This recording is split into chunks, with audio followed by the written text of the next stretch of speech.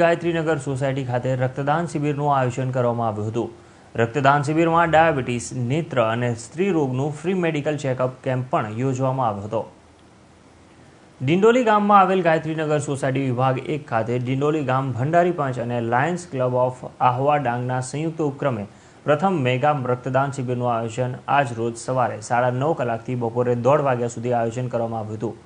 સ્થાનિક રહીશોએ રક્તદાન કરી માનવતા મહેકાવી હતી।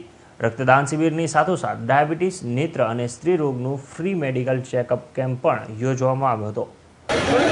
ઉદ્દેશ એટલે દિવસે દિવસે આજે લોકોને ઘણી બ્લડની જરૂર પડે છે, એની સામે આવક ઓછી છે ને આ ગામની અંદર યુવા શક્તિ ભરપૂર છે, તો અમે એનો સદુપયોગ એક સેવાના કામમાં ઉપયોગ કરવા માટે સૌપ્રથમ બ્લડ કેમ્પનું આયોજન કર્યું છે અને એમાં લગભગ 100 યુનિટનો અમારો ટાર્ગેટ ખરો।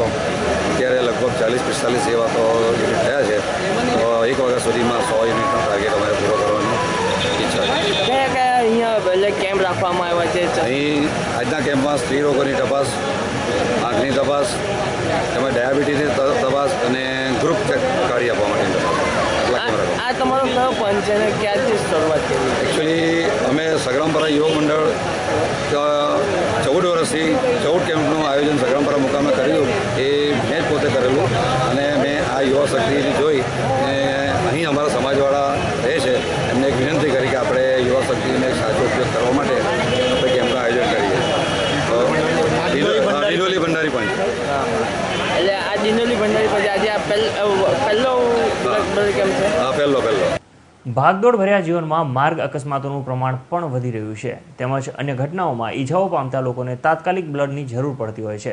આવી ઘટનાઓ સામે રક્તની માંગને પહોંચી વળવા ભંડારી પંચ અને લાયન્સ ક્લબ ઓફ આહવા ડાંગના ઉપક્રમે આ બ્લડ કેમ્પનું આયોજન કરવામાં આવ્યું હતું।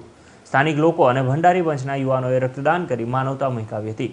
અંદાજે 100 બોટલ રક્ત એકત્ર થવાનો અંદાજ ભંડારી પંચના સભ્યોએ જણાવ્યા હતા। કેમેરામેન રાકેશ રાજપૂત સાથે અરુણ